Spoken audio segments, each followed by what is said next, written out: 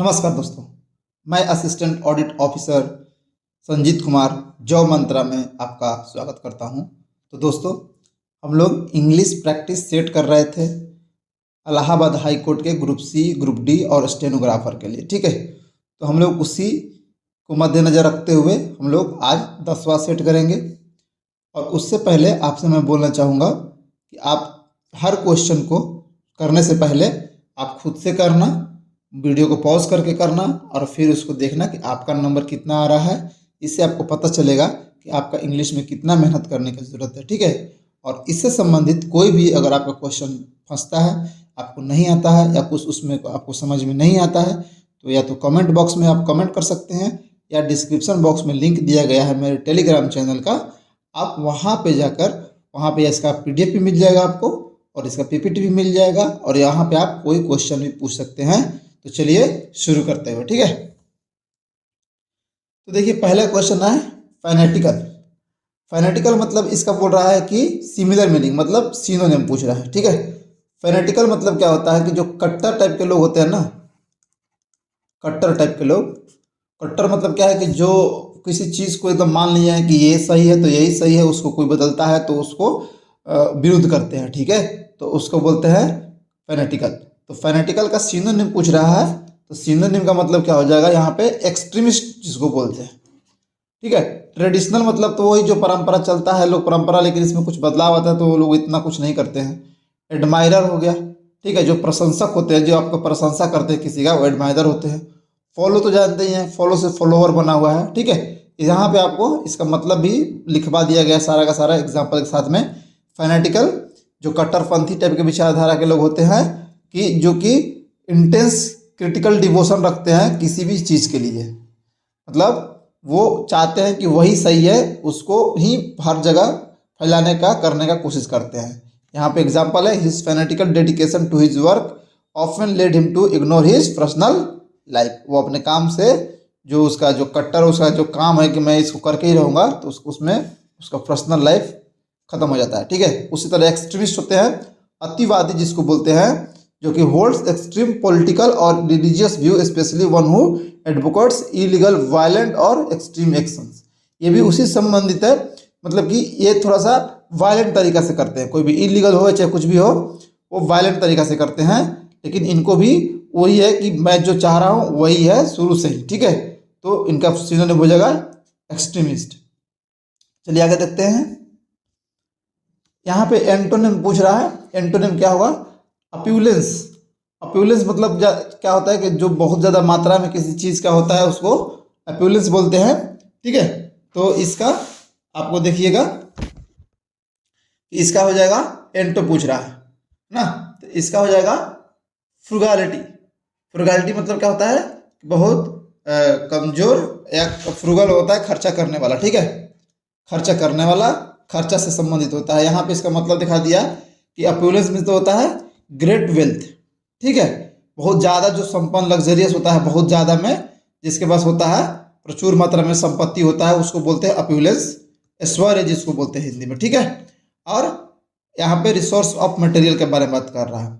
और फ्रुगैलिटी मतलब क्या होता है, मित व्ययी, मतलब जो कम खर्चा करने के जो क्वालिटी जिसमें होता है वो मित व्ययी होता है। एक इसी ये शब्द बना है, फ्रूगल से मतलब बना है FRUGAL। फ्रूगल मतलब कि जो कंजूस टाइप के होते हैं, जो कम खर्चा करते हैं, उसी से ये बना हुआ है। मित व्ययी मतलब जो कम खर्चीला हो, कम खर्चा जो करता होगा उसको बोलते हैं फ्रूगल।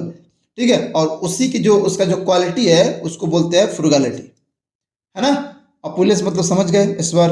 बाकी ये देखिए प्लेंटिट्यूड है, प्लेंटिट्यूड मतलब ये है, ये भी सेम सिनोनिम है, ये एंटोनिम में नहीं आएगा। प्लेंटिट्यूड मतलब जो चीज़ से भरा हुआ हो, किसी चीज़ से उसका जो मात्रा ज़्यादा हो, मतलब इसका अपुलेंस का समझ में होता है।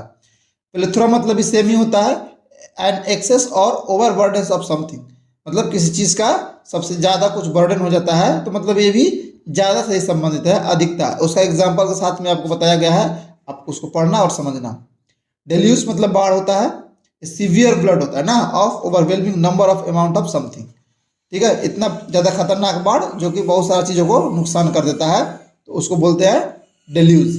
तो उम्मीद करता हूँ आपको समझ में आया होगा कि इसका एंटो क्या होगा। अब देखिए डेफिशिएंट, डेफिशिएंट का इसका पूछ रहा है नियरेस्ट मीनिंग, मतलब सिनोनिम पूछ रहा है, सिनोनिम पूछ रहा है। ठीक है, डेफिशिएंट मतलब किसी चीज़ का कमी हो जाता है, जैसे कि न्यूट्रिएंट्स में डेफिशिएंट हो या विटामिन का डेफिशिएंट हो जाएगा या पैसे का डेफिशिएंट हो जाता है तो इसका हो जाता है कमी। और इसका नियरेस्ट पूछ रहा है तो क्या हो जाएगा इनएडिक्वेट, क्या हो जाएगा इनएडिक्वेट मतलब जिसका मात्रा बहुत कम हो। यहाँ पे देख लीजिएगा डेफिशिएंट मतलब अपर्याप्त, means lacking in some necessary quality और एलिमेंट, कोई चीज़ में क्वालिटी में या किसी एलिमेंट में किसी चीज़ में अगर कमी है तो उसको बोलते हैं डेफिशिएंट। हिज डाइट इन डिफिशिएंट इन एसेंशियल विटामिन, देखिए यहाँ पे लिखा हुआ है कि जो उसका खाना है उसमें एसेंशियल जो विटामिन का कमी होता है। और इनएडिक्वेट मतलब भी अपर्याप्त होता है, जो कि refers to something that is not sufficient और एनफ, मतलब जो आपके लिए काफ़ी नहीं। जैसे आपको कोई पैसे दिए, जैसे मान लीजिए आपको 100 रुपये की जरूरत है और आपको कोई 10 रुपये दे दिया, दैट इज एन एडिक्वेट, मतलब वो एफिशिएंट मतलब सफिशिएंट नहीं है आपके लिए। आपको 100 रुपये का जरूरत है, you need 100 rupees but you are given only 10 rupees. ठीक है, तो आपको क्या होगा, दैट इज कॉल्ड इनएडिक्वेट मतलब कम। ठीक है, the funds provided were इनएडिक्वेट for the completion of the project, जो फंड दिया गया वो क्या है इनएडिक्वेट है, मतलब फंड को अगर जरूरत है मान लो 500 करोड़ का, 500 crore is needed but you are given only how much, suppose 10,100 crore, so this is called inadequate. ठीक है, समझ गए होंगे आप। चलिए आगे देखते हैं। यहाँ पे बोल रहा है ये भी सिनोनिम पूछ रहा है, क्योंकि देखिए दोस्तों ये क्या है, आपको एकदम प्योरली बेस्ड है, एकदम प्योरली बेस्ड है आपके एग्जाम पॉइंट ऑफ व्यू से, जो कि आपको ग्रुप सी और ग्रुप डी, सी और डी और स्टेनोग्राफर, और ये काम करेगा आपका इसमें भी आर और ए आर में। ठीक है, ये ऐसा कुछ नहीं है कि आर के लिए अलग इंग्लिश आएगा और इसके लिए इंग्लिश अलग आएगा, क्योंकि आपका जब तक बेस अच्छा नहीं होगा आप हाई क्वालिटी का क्वेश्चन नहीं कर सकते। और ये क्वेश्चन आप इतना जिस लेवल का मैं बता रहा हूँ उस लेवल का कर लेते हैं तो आप इतना तक ARO तक का भी क्वेश्चन आप कर सकते हैं। ठीक है, चलिए और लगे हाथ आपको एक और बता दूँ कि मेरा खुद का चैनल है लर्न विथ संजीत। ठीक है, ये मेरा चैनल है लर्न विथ संजीत, जिसका डिस्क्रिप्शन बॉक्स में लिंक भी दिया गया है, आप वहाँ से जाकर मेरे चैनल को जुड़ सकते हैं। वहाँ पे ग्रामर पे जैसे कि preposition, voice, tense, modal auxiliary verb, जो कि सबसे ज़्यादा इंपॉर्टेंट होता है आपको किसी भी एग्जाम में ग्रामर के लिए या किसी भी लैंग्वेज अगर आपको सीखना है बोलने के लिए या किताबों को पढ़ने के लिए या लैंग्वेज को कम्प्रीहेंशन को क्लोज टेस्ट को पढ़ने के लिए, ये सब बहुत ज़्यादा ज़रूरी होता है। तो मैंने वहाँ पे उसको अच्छे से समझाया है, पढ़ाया है। और बेसिक से अगर आपको ABCD नहीं आता, मतलब आपको EZM-R का भी प्रयोग नहीं आता, तो वहाँ तक मैं आपसे वहाँ से शुरू किया हूँ। अगर जो बच्चा इंग्लिश शुरू से सीखना चाहता है तो वहाँ से जाके प्लेलिस्ट में मैंने शुरू से एकदम बना के वीडियो रखा हुआ है, आप वहाँ जाके लर्न विद संजीत आप गूगल पे यूट्यूब पे सर्च करके आप वहाँ पे ज्वाइन कर सकते हैं, सब्सक्राइब कर सकते हैं। ठीक है, तो चलिए आगे बढ़ते हैं देर ना करते हुए। या अगर आपको नहीं मिल रहा है तो मैं यूट्यूब में इसमें डिस्क्रिप्शन बॉक्स पे आपको लिंक दे दूंगा, वहाँ से आप जाके चैनल मेरा ज्वाइन कर सकते हैं। ठीक है, देखिए आपको अपलोड हो गया। अपलोड का मतलब क्या था, प्रशंसा करना। ठीक है, किसी का प्रशंसा करते हैं। The audience stood up to applaud the performer after the show, show के खत्म होने के बाद जो परफॉर्मेंस दे रहा था उसका जो प्रशंसा करने के लिए जो ऑडियंस ने खड़ा हो गया। नहीं देखते हो कुछ खड़ा होता है तो लोग खड़ा हो गए, कुछ परफॉर्मेंस होता है तो खड़ा होकर ताली मारने लगते हैं। ठीक है, तो वो क्या करते हैं, अपलोड करते हैं, प्रशंसा करते हैं। ठीक है, प्रशंसा का ये मतलब हो गया। उसमें इसमें क्या हो गया आपका सिनोनिम प्रेज हो गया। ठीक है, प्रेज हो गया। प्रेज मतलब क्या होता है, प्रशंसा। और क्रिटिसाइज मतलब क्या होता है, क्रिटिसाइज मतलब होता है आलोचना करना। इसका अपोजिट अगर कहोगे तो ये अपोजिट है। और दोस्तों मैं आपको इतना डिटेल बता रहा हूँ, आप इसको याद करते चलो। ठीक है, कोई सीनो कोई एंटो जरूरी नहीं है कि ये दिया हूँ तो यही आएगा, इसमें भी आता है क्योंकि सारे इंपॉर्टेंट वर्ड हैं, तो आपको सारे के सारे ठीक से याद करके चलना है। खाली सेट लगाओ मत, सेट खाली लगाने से कुछ नहीं होगा, सेट के साथ साथ में उसका आपको याद भी बहुत ज़रूरी है, उसका हर एक शब्द आपको याद होना चाहिए। वर्शिप मतलब तो पूजा करना आपको पता हो गया। एग्जैगरेट मतलब कोई बढ़ा चढ़ाकर आप कुछ कहते हो तो उसको एग्जैगरेशन बोलते हैं। ठीक है, एग्जैगरेट, इसका आपको करेक्टली स्पेल्ड में भी इस तरह का शब्द आते रहते हैं कि ठीक है, EXAGGE, यहाँ पे GA कर देगा, चाहे RE कर देगा, कुछ भी कर देगा, आपको ध्यान से करना है। तो आपको सब याद करते चलना है। ये सीनो एंटो में दिया गया है, इसका मतलब नहीं कि ये सीनो एंटो में इस्तेमाल होगा, ये करेक्टली स्पेल्ड में हो सकता है इस्तेमाल, ये आपको ये क्लोज टेस्ट में इस्तेमाल हो सकता है, ये हर जगह इस्तेमाल, वर्ड है तो कहीं इस्तेमाल होगा, हर जगह इस्तेमाल होगा। ठीक है, तो चलिए आगे बढ़ते हैं। यहाँ पे देखिए एक आपको इडियम एंड फ्रेज दिया हुआ है। इडियम एंड फ्रेज में बोल रहा है Aryabhata was by long odds the greatest astronomer and mathematician. ना कह रहा है कि आर्यभट्ट क्या थे, बहुत ही महान एस्ट्रोनॉमर थे और गणितज्ञ थे। अब ये बाय लॉन्ग ओड्स मतलब क्या होता है कि आप ऐसे भी याद कर सकते हैं कि लंबे समय से, या फिर इसको बोल सकते हैं कि एवरी रिस्पेक्ट में। इसका मतलब होता है आपको इन एवरी रिस्पेक्ट ना, या बाय फार अब तक ना, अनडाउटेबली। ठीक है, ठीक है, मतलब कोई भी चीज वो जो थे ना, अब तक ये बोला गया ना कि Aryabhata was by long odds, अभी तक, मतलब बिना विथ रिस्पेक्ट, मतलब कि क्या करते हैं कि आदर पूर्वक लोग मानते हैं कि आर्यभट्ट एक बहुत महान मैथमेटिशियन और एस्ट्रोनॉमर थे। तो आप बताइए इसमें कौन होगा, बाय ओड चांस ये तो नहीं होगा, मोस्ट डिसाइडली, प्रिजम्बली और नेचुरली। तो नेचुरली तो नहीं होगा, मोस्ट डिसाइडली हो रहा है। बोल रहा है ना कि in all respect, in every respect, मतलब सब लोग इसको मानते थे ना, बाय फार अनडाउटेबली, तो मोस्ट डिसाइडेडली हो जाएगा। ठीक है, चलिए आगे बढ़ते हैं। अब यहाँ पे देखिए पार्ट 6 में आपको सेंटेंस अरेंजमेंट लिखा हुआ है, इसको पैराजंबल भी बोलते हैं ना। थोड़ा सा अच्छा ये पैराजंबल है, आप करके देखो, करके देखने के बाद में आप देखो आपका सही हो रहा है कि नहीं। ठीक है, फिर मैं बताऊंगा कि कैसे होगा। अब चलिए शुरू करते हैं। देखिए विल यूज तो होगा नहीं, पहला नंबर ये तो खत्म कर दो। विल यूज कभी नहीं होगा, क्योंकि यहाँ पे कोई मार्क भी नहीं दिया, क्वेश्चन मार्क। इसका मतलब कि इसके पहले कोई ना कोई सेंटेंस होगा, तो इसको तो खत्म कर दो, पहला बात। अब आपके बच्चा बचा ए और सी। ए में ये रहा और सी में क्या है कि आपको ये रहा। पहले सी के देख लेते हैं, फिर ए के बारे में देखते हैं। ठीक है, तो सी में आप देखते हैं कि a tiny bat who prefers to fly in through open door and when. आप बताइए एंड के बाद में व्हेन कैसे हो जाएगा, and when the lights are still burning. अब देखिए लाइट्स आर स्टिल बर्निंग कर दिया। अब इसके बाद जो डी लिखा हुआ है विल यूज, आपको बैठ रहा है, ये नहीं बैठ रहा। ठीक है, कोई मतलब नहीं बन रहा सेंस का, क्योंकि एंड के बाद में व्हेन लगा दिया, हो सकता था, लेकिन ये वाला नहीं बैठ रहा है। Light are still burning will use the window, बैठ रहा है, नहीं बैठ रहा है, तो ये तो ऐसी गलत हो गया। अब बच्चा आपका ए का।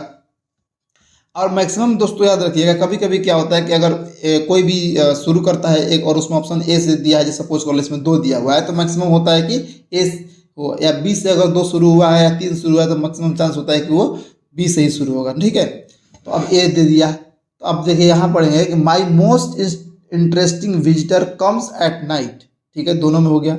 अब बी होगा, सी होगा।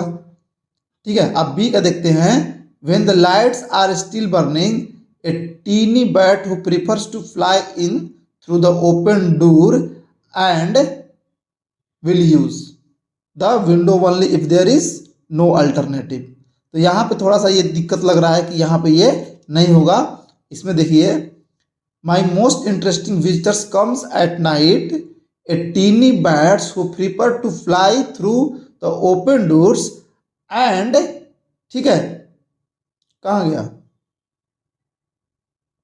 And will use the window only if there is no alternative when the lights are still burning. ठीक है, समझ में आ रहा है आपको। यहाँ पे देखिए sorry, my most interesting visitors comes at night when the lights are still burning. See में a tiny birds who prefer to fly in through the open door and will use the window only if there is no alternative. तो आप बताइए कि इसमें कौन होगा। तो यहाँ पे देखिएगा, and will use the window only if there is no alternative, B when the lights are still burning. ठीक है, यह इसमें थोड़ा सा बारीक किया है, इसमें ध्यान से देखिएगा तो आपको समझ में आएगा। इसमें देखिए, फिर से पढ़िएगा, my most interesting visitor comes at night. ठीक है, a tiny bat who prefers to fly in through the open door and will use the window only if there is no alternative when the lights are still burning। ठीक है, तो इसको आप ध्यान से देखिएगा तो आपको समझ में आएगा कि कौन सा होगा, है ना। चलिए आगे चलते हैं। यहाँ पे देखिए कौन सा होगा, देखिएगा कि discipline is what continues to keep each individual in regulation. Student must follow, यहाँ पे देखिए ए है, बी है, सी है, इसमें सब दिया हुआ है, तो आपको देखना पड़ेगा कि कौन सा होगा। ठीक है, तो चलिए देखते हैं। Discipline is what continue to keep each individual in regulation. ठीक है, और students must follow some form of discipline in their lives. Discipline can drive a students forward towards a better life and success. ठीक है, और discipline is what continues to keep the individual in the regulation.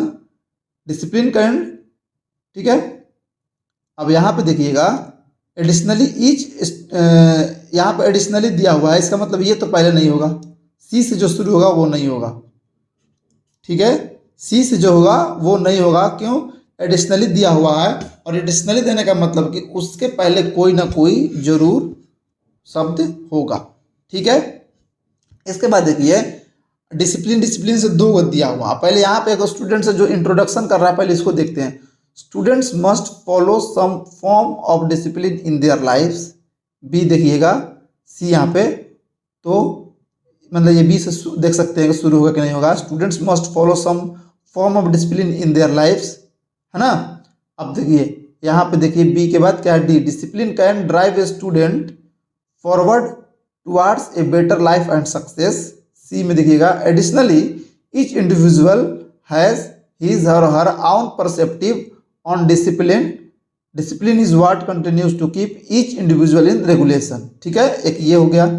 एक ये देखिएगा कि discipline can drive a student forward towards a better life and success. ठीक है, A में देखिएगा, discipline is what continue to keep it individual in regulations. See में देखिएगा, additionally each individual has his or her own perceptive on discipline.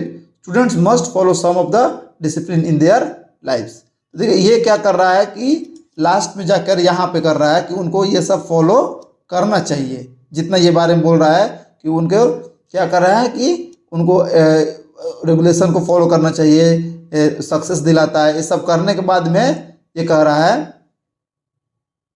कि उनको ये follow करना चाहिए। तो इसमें क्या हो जाएगा, ऑप्शन, ऑप्शन हो जाएगा बी। ठीक है, चलिए आगे बढ़ते हैं। ए शॉर्ट स्लीप और रेस्ट टेकन आफ्टर लंच। ठीक है, तो देखिए लंच आप करने के बाद में जो छोटा सा नैप लेते हैं उसको सेस्टा बोलते हैं। क्या बोलते हैं, सेस्टा, है ना।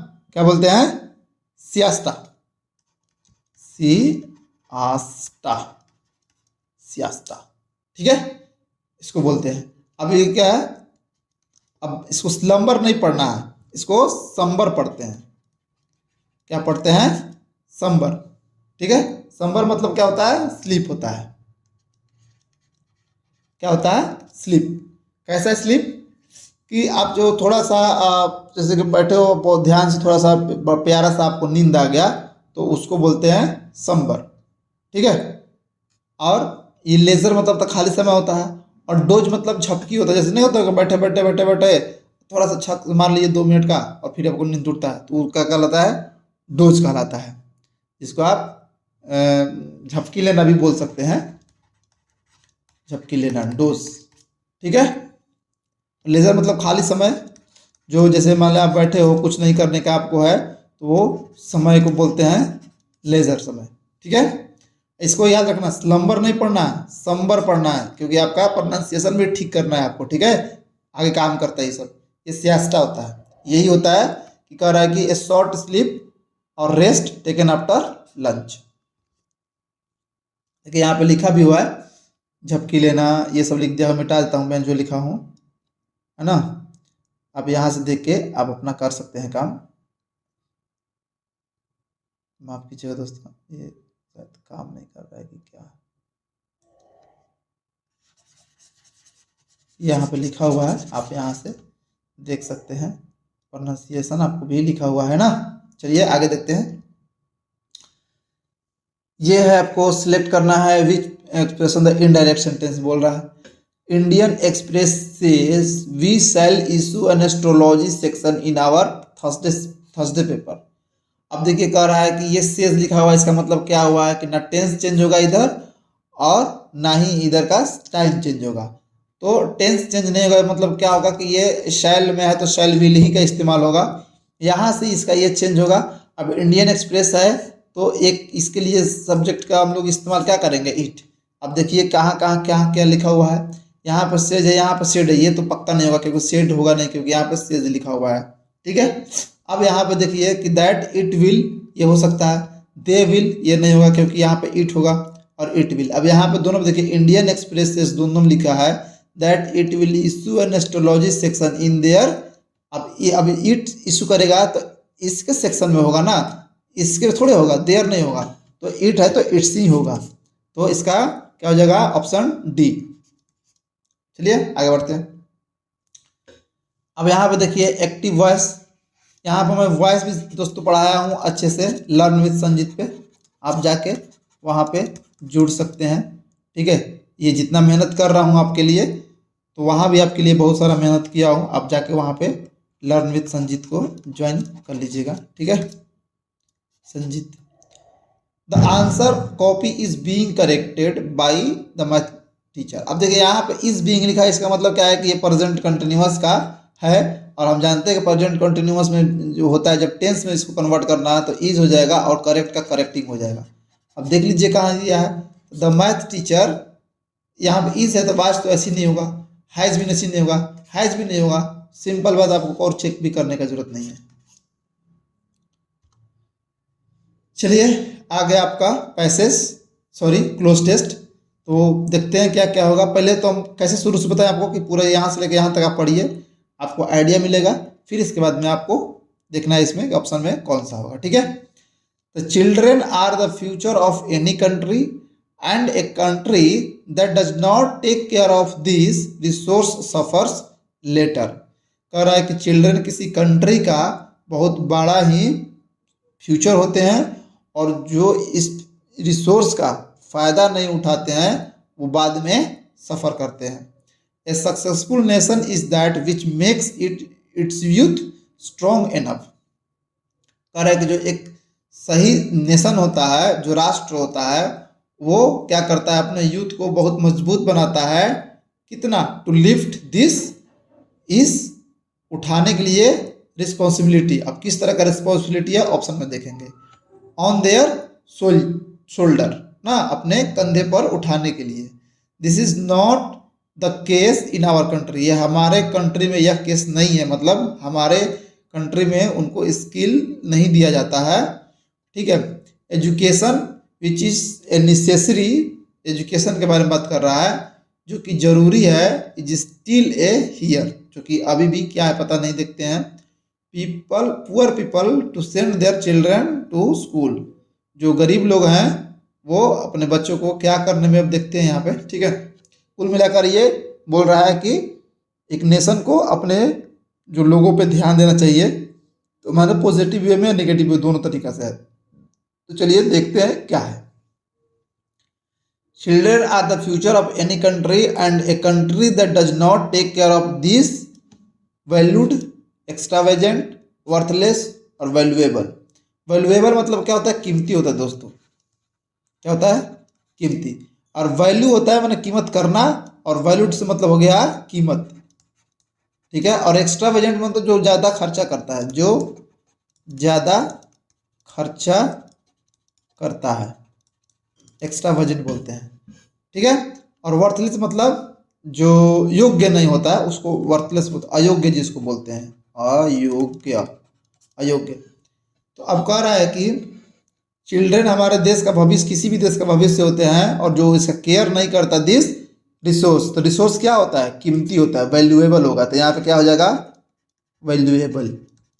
वैल्यूएबल कह रहा है कि जो वैल्यूएबल रिसोर्स का केयर नहीं करता वो बाद में क्या करता है, सफ़र करता है। A successful nation is that which makes its youth strong enough to lift this important, mighty, frail और बल्कि।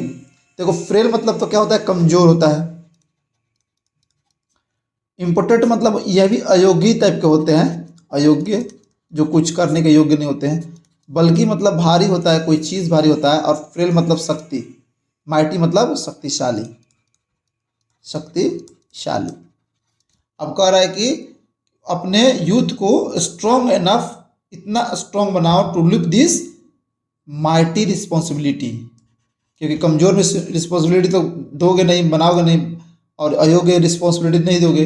अब यहाँ पे भारी है, माइटी है, तो भारी भारी कोई सामान, यहाँ बल्कि का मतलब कुछ सामान होता है वो बल्कि हो जाता है। तो यहाँ पे आदमी के बारे में, तो आदमी का माइटी बनाओगे ना यूथ को, तो mighty responsibility on their soldiers certainly, necessarily, unfortunately, partially, this is not the case in our country. कहला है कि हमारे कंट्री में ये केस नहीं है जो कि ऊपर बात किया गया है। तो इसका मतलब क्या है कि निगेटिव सेंस में लिया है, इसलिए यहाँ पे नेगेटिव सेंटेंस होगा। तो कह रहा है कि यहाँ पर लिख सर्टेनली मतलब निश्चित तौर पर होगा, निश्चित तौर पे, नेसेसरी मतलब जरूरी तौर पे, पार्शियली मतलब थोड़ा सा होता है, और अनफॉर्चुनेटली मतलब होता है कि अभाग्यवश, मतलब बोलता है कि अभाग्यवश ये जो मतलब कि वैल्यूएबल रिसोर्स को हमें अपने बहुत बनाना चाहिए, एकदम रिसोर्सफुल बनाना चाहिए। अभाग्यवश हमारे कंट्री में ऐसा नहीं है, अभाग्यवश हो जाएगा, ठीक है, अनफॉर्चुनेटली हो जाएगा। Education which is necessary is still a here, मैंने हमारे कंट्री के बारे में कह रहा है कि जो कि जरूरत है जिसका, थ्योरी मतलब तो सिद्धांत होता है, डिलाइट मतलब खुश होता है, स्टडी मतलब तब पढ़ाई जानते ही हो, लग्जरी मतलब ऐश्वर्य होता है। तो कह रहा है कि जो एजुकेशन एक ज़रूरी चीज़ है, जैसे खाना पीना ना, ये सब जो पानी है, जो खाना है, इलेक्ट्रिसिटी है, जो ज़रूरी वाला चीज़ है, उस तरह से हमारे यहाँ एजुकेशन भी ज़रूरी है।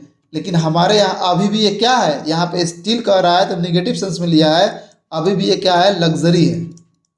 क्या है, लग्जरी है। कहने का मतलब ये कह रहा है कि जो कि ज़रूरत की चीज़ है, जो सस्ता होना चाहिए, वो अभी भी हमारे देश में क्या है, महंगा है, एक लग्जरी है।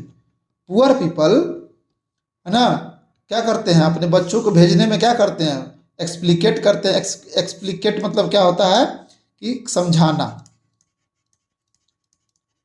समझाना, स्पष्ट करना, कि मन समझाते हैं, स्पष्ट करते हैं। एजिटेट मतलब क्या होता है, आपको उत्तेजित करना, मतलब गुस्सा जिसको करते हो ना आप, तो उत्तेजित करना होता है। फ्लक्चुएट मतलब क्या होता है कि जो बार बार चेंज होता रहता है ना, जैसे कभी जैसे स्टेबलाइजर का जो वोल्टेज होता है, कभी 100 वोल्ट दिखाता है, कभी 150 दिखाता है, तो वो फ्लक्चुएट करता है। और हेजिटेट मतलब क्या होता है, संकोच करना। तो यही आपका ऑप्शन सही होगा। क्यों, क्योंकि बोला कि जो गरीब लोग हैं अभी भी संकोच करते हैं अपने बच्चों को भेजने के लिए। क्यों, क्योंकि यहाँ पे एजुकेशन जो अभी भी लग्जरी है, वो उतना पैसा उनके पास नहीं है भेजने के लिए, ठीक है। तो वो क्या करते हैं, हेजिटेट करते हैं, ठीक है। चलिए आगे देखते हैं। Answer the correct spelled word. देखिए ये एक शब्द है, यहाँ पे देखिए एक आपने शब्द देखा होगा, चांसलर। क्या देखा होगा, चांसलर, ठीक है। ये शब्द आपने देखा होगा, चांसलर, CHANCELLOR, वो उसी से संबंधित है, चांसलर से संबंधित होता है। एक डिप्लोमेट होते हैं तो चांसलर ही हो जाता है। तो इसमें क्या होता है कि जो LLERY हो जाता है, बस इसमें देख लो कि LLERY कहाँ है, CHANCELLERY ये यहाँ पे है, तो यही सही होगा, ARY नहीं होगा, है ना। क्या होगा, ERY हो जाएगा, ठीक है। यहाँ पे ARY दिया हुआ है। चांसलरी का मतलब क्या होता है कि एक ऑफिस कह सकते हैं, ऑफिस या डिपार्टमेंट, होता है ना डिपार्टमेंट, हर अलग चीज़ का विभाग, डिपार्टमेंट ऑफ ए चांसलर, ठीक है। उनका ऑफिस को या डिपार्टमेंट कोई होता है, एक चांसलर का जो कोई डिपार्टमेंट जिसका हेड होते हैं चांसलर, उसको चांसलरी बोलते हैं। ये आप याद रखना, आ सकता है एग्जाम में। देखिए ये पीछे वाला भी इसको पढ़ने का जरूरत भी नहीं है। I could not understand why he was, तो ही वाज है एंग्री विथ मी। जब बताया था कि एंग्री आपको इस्तेमाल बताया था, अगर पिछले के 9 में से कोई भी अगर आप नहीं छोड़े होंगे तो एक में बताया था एंग्री का इस्तेमाल, ANGRY 2 तरीके से होता है। एंग्री ये फिक्स प्रीपोजिशन होता है, एंग्री एट होता है और एंग्री विथ होता है। एंग्री विथ समवन होता है, किसी के साथ आप अगर किसी कर रहे हैं तो समवन हो जाएगा, और किसी चीज़ पे आप एग्री है तो क्या हो जाएगा, एट हो जाएगा। तो आप देख लीजिए कि एक कह रहा है किसी चीज़ यानी मी, समवन हो जाएगा तो यहाँ पे विथ हो जाएगा। आप देख लीजिए विथ का है, सो एंग्री विथ मी यहाँ पे होगा आपसे, ठीक है दोस्तों। प्रीपोजिशन दोस्तों मैं अपने चैनल पे बहुत बढ़िया से पढ़ाया हूँ, कंपेयर कर करके कि एट का ऑन में और इन में क्या अंतर है, कहाँ कहाँ लगता है, एकदम अच्छा समझाया हूँ। आप जाके वहाँ पे कंपेयर करके बताए हैं कि ऐसे होगा तो यहाँ पे ऐट होगा और यहाँ पे इन होगा। तो कभी कभी देखते होगे ना कि सेम चीज़ लगता है कि यहाँ पे क्या होगा, लेकिन वो दूसरा हो जाता है ना। तो आप जाके एक बार चेक कर लीजिएगा जरूर मेरे चैनल पे, और जाइएगा तो प्लीज़ उसको सब्सक्राइब भी कर लीजिएगा ना।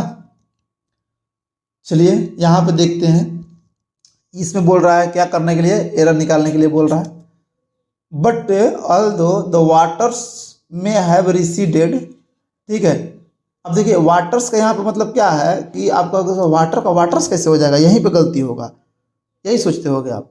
तो वाटर का वाटर्स होता है दोस्तों, अगर केवल वाटर पानी के बारे में बात किया जाए तो वाटर होगा, लेकिन अगर वाटर्स करने का मतलब हो जाएगा तो वो बाढ़ से संबंधित, जहाँ पे बहुत सारा पानी जब इकट्ठा हो जाएगा, बहुत ज़्यादा पानी इकट्ठा हो जाएगा जो बाढ़ की स्थिति दिखा देता है, तो उसको वाटर्स बोलते हैं, है ना।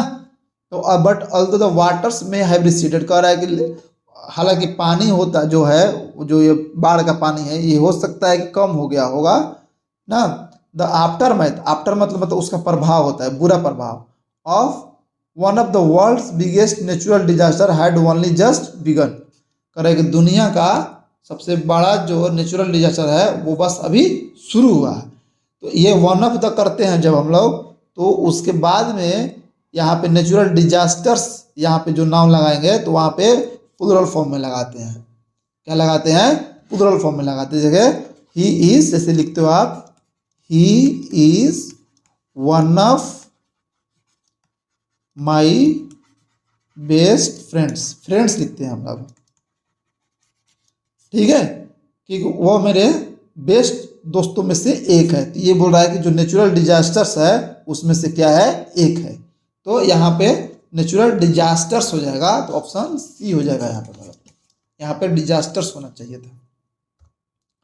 चलिए आगे देखते हैं, ये भी ग्रामेटिकल एरर बोल रहा है कि यहाँ पे कौन सा होता है, देख लीजिए।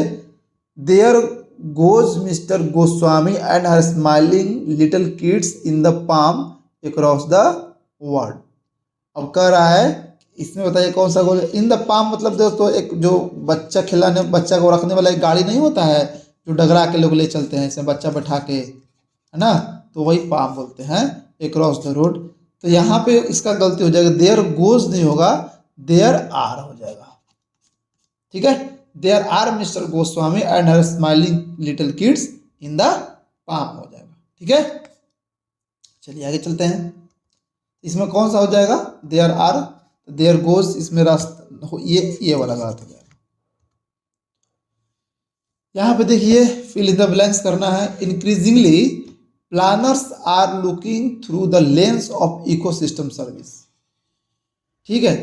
कौन सा planners, ecosystem planners, zoology planners, biodiversity planners और डाइवर्सिटी प्लानर। तो जूलॉजी प्लानर्स पूरा इकोसिस्टम से आप नहीं कर सकते, अब इकोसिस्टम को आप प्लान भी नहीं कर सकते, क्योंकि जो हमारा इकोसिस्टम बनता है बहुत सारा चीज़ों से मिलकर होता है, और वो बहुत सारा चीज़ में क्या आ जाता है, वो हो जाता है बायोडाइवर्सिटी।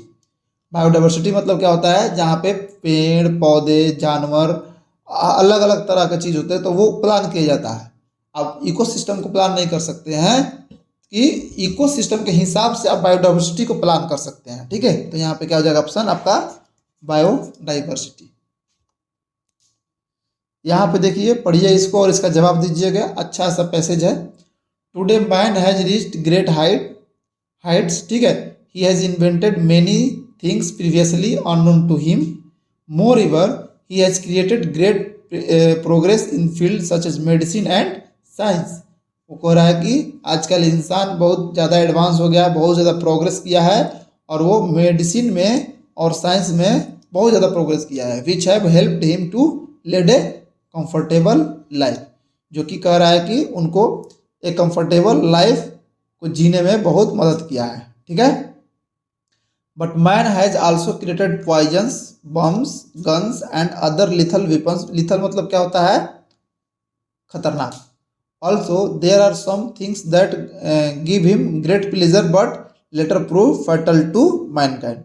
कह रहा है कि लेकिन फिर भी लोग इंसान ने उसके साथ साथ में क्या किया है? पॉइजन, बम, गन और खतरनाक हथियार बनाया है, और ऐसा चीज़ भी बनाया है जो कि शुरू में उनको लगता है कि प्लेजर फील होता है, लेकिन बाद में वो उनके मैनकाइंड के लिए क्या है? खतरनाक है। Taking drugs and smoking are two of the deadly habits.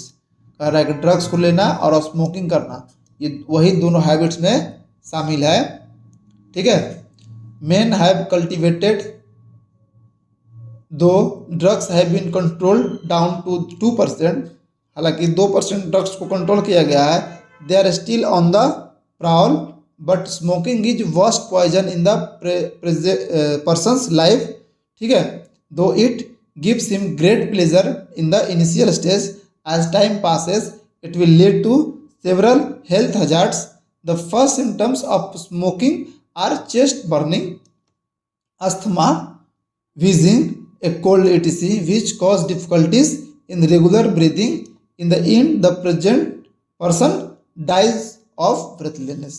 कह रहा है कि स्मोकिंग सबसे खतरनाक है एक आदमी के लिए, और जो कि शुरू में क्या होता है कि प्लेजर देता है, लेकिन बाद में वो खतरनाक हो जाता है हेल्थ के लिए, जो कि शुरू होता है क्या से?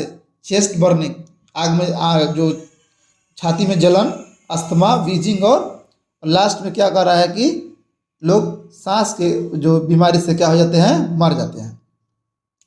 Smoking has to be banned in all places. कह रहा है कि हर जगह स्मोकिंग को बैन कर देना चाहिए, but many people are careless and shut their ears to what the world has to से।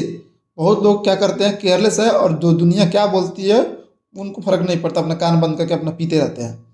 All of us are familiar with the saying today's children are tomorrow citizen. सब लोग जानते हैं, एक कहावत है कि आज के जो बच्चे हैं कल का नागरिक होंगे। But if today's children are smokers, कह रहा है कि अगर आज के जो बच्चे अगर स्मोकर बनेंगे, then tomorrow there will be only a smoke in the mouth and fire in the stomach. लेकिन अगर आज के बच्चे कह रहा है कि अगर स्मोकर बनेंगे तो कल केवल मुंह में क्या होगा? स्मोक होगा, सिगरेट होगा, स्मोकिंग होगा, और आँख जो पेट में क्या है? फायर होगा, आग होगा। मतलब कहने का मतलब क्या है कि जो युवा है वो क्या हो जाएंगे? खत्म हो जाएंगे, बर्बाद हो जाएंगे। तो चलिए देखते हैं, what deadly habits have man become a slave to. कह रहा है कि किसका जो गुलाम हो चुके हैं आज जो आदमी है? तो किसका? वार मॉन्गरिंग का, ड्रग्स का, स्मोकिंग का, ड्रग्स एंड स्मोकिंग का। तो यहाँ पे देखिए ड्रग्स एंड स्मोकिंग के बारे में बोला है, तो ड्रग्स एंड स्मोकिंग हो जाएगा। आप सेंटेंस को अगर पैसेज को समझ लोगे तो आपको करने में कोई इशू नहीं होगा। How can one say that man has reached great Heights. कैसे कह सकते हैं कि जो लोग हैं, जो आदमी है, ह्यूमन काइंड है, एक ग्रेट हाइट पहुंच चुका है। क्यों?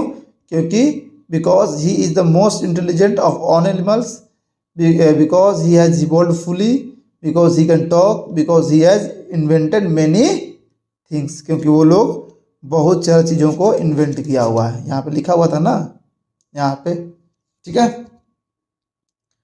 The word with the meaning opposite the final. Final का क्या होता है? पूरा का पूरा जो फाइनल बोलते हो ना, अंतिम, तो अंतिम का क्या हो जाएगा? इनिशियल। लेटर मतलब बाद वाला होता है ना। वैलर मतलब होता है आपका बहादुरी जो बोलते हैं, वैलर मतलब बहादुरी होता है, और इंक्लूडिंग मतलब लेकर होता है किसी चीज़ का। Which of the flowing word in the passage means free from stress और टेंशन। कह रहा है कि free from stress and tension passage का मतलब क्या है, तो क्या हो जाएगा, कंफर्टेबल।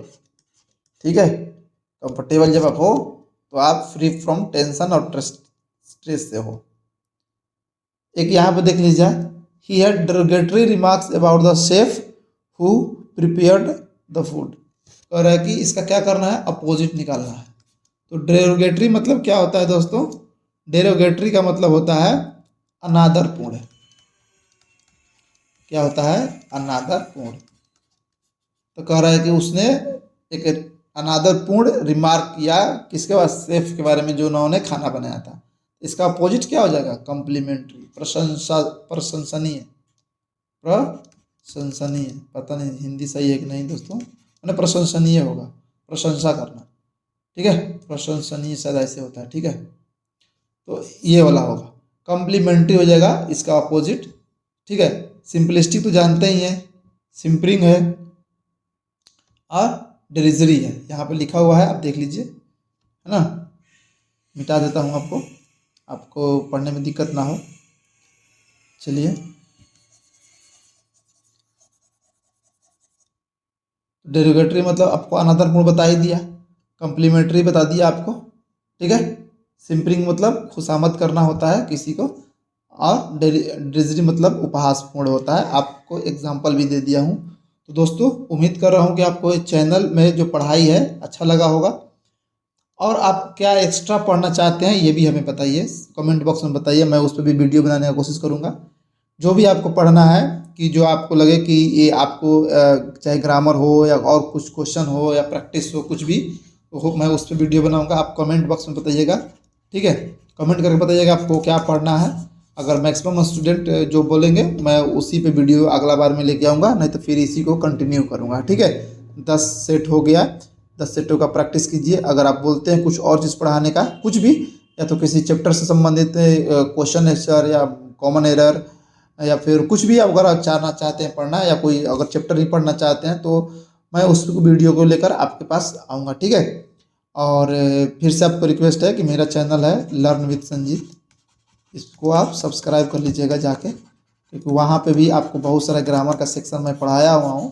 तो वहाँ पे आप जाके पढ़ सकते हैं। अगर आपको कुछ ग्रामर जैसे कि टेंस पढ़ना हो, वॉइस पढ़ना हो, ठीक है, मॉडल ऑक्सिलरी वर्ब पढ़ना हो, प्रीपोजिशन पढ़ना हो, नंबर पढ़ना हो, ठीक है, या केस पढ़ना हो, तो वो सब उसमें पढ़ाया हुआ है। ठीक है, तो उम्मीद करता हूँ आपको ये अच्छा लगा होगा।